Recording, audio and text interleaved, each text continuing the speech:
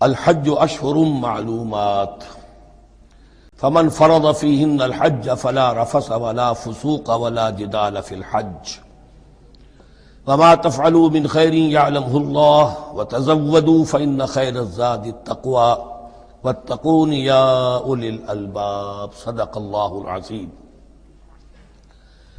پچھلے رکوع سے مناسک حج کا تذکرہ شروع ہو چکا تھا،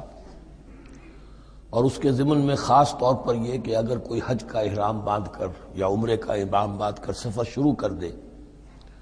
اور کہیں درمیان میں ایسی رکاوٹ پیش آ جائے کہ اسے احرام کھولنا پڑے بغیر عمرہ کیے اور بغیر حج کیے، تو اس صورت میں کیا قواعد و ضوابط ہیں۔ اب جو یہ رکوع ہے 25واں، اس میں حج کا اصل فلسفہ، اس کی اصل حکمت، اس کی اصل روح کا بیان ہے۔ الحج اشہر معلومات، حج کے مہینے ہیں جو معلوم ہیں، یعنی جو بھی پہلے سے عرب میں رواج چلا آ رہا تھا اس کی توثیق ہو گئی کہ واقعتاً یہ اللہ تعالیٰ ہی کی طرف سے۔ تو حج کے کا جہاں تک ٹائمنگ کا تعلق ہے، مواقیت کا تعلق ہے، وہ گویا کہ اللہ تعالیٰ کی طرف سے توثیق فرما دی گئی۔ فمن فرض فیہن الحج، تو جو کوئی بھی اپنے اوپر لازم کر لے ان مہینوں میں حج کو، لازم کر لے سے مراد نیت پختہ کر لے، اور نیت پختہ کرنے کی علامت احرام باندھ لے۔ فمن فرض فیہن الحج، تو حج کے لیے جو اپنے اوپر لازم کر لے، فلا رفث ولا فسوق ولا جدال فی الحج، تو احرام کی حالت میں یہاں لفظ حج آیا ہے، ان میں سے پہلی قید جو ہے فلا رفث، تو کوئی شہوت کی بات نہیں ہونی چاہیے۔ میاں بیوی بھی ساتھ حج کر رہے ہیں تو احرام کی حالت میں وہی قید ہے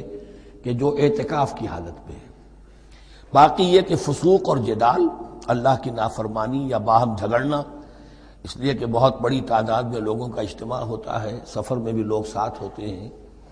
تو لوگوں کے غصوں کے پارے جلدی چڑھ جاتے ہیں، اس میں خاص طور پر روکا گیا کہ یہ ہے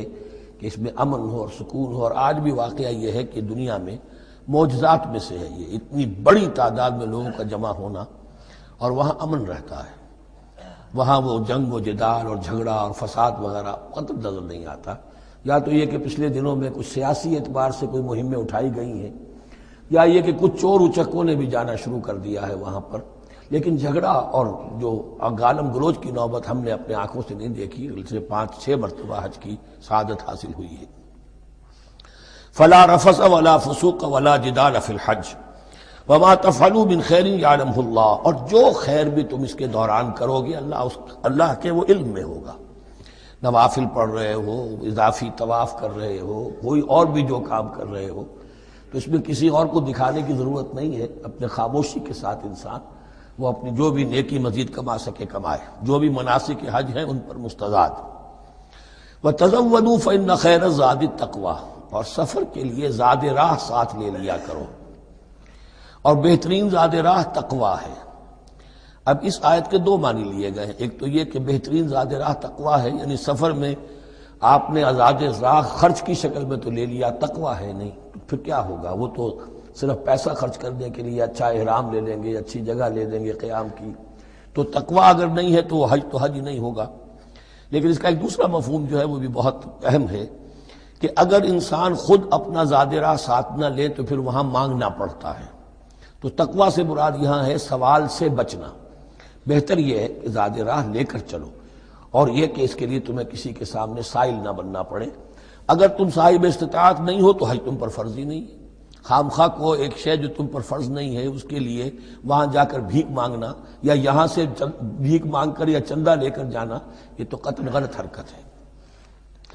وَتَزَوَّدُوا فَإِنَّ خَيْرَ الزَّادِ التَّقْوَىٰ وَاتَّقُونِ يَا أُولِي الْأَلْبَابِ، اور یقیناً میرا ہی تقویٰ کرو، مجھ ہی سے ڈرو اے ہوش مندو۔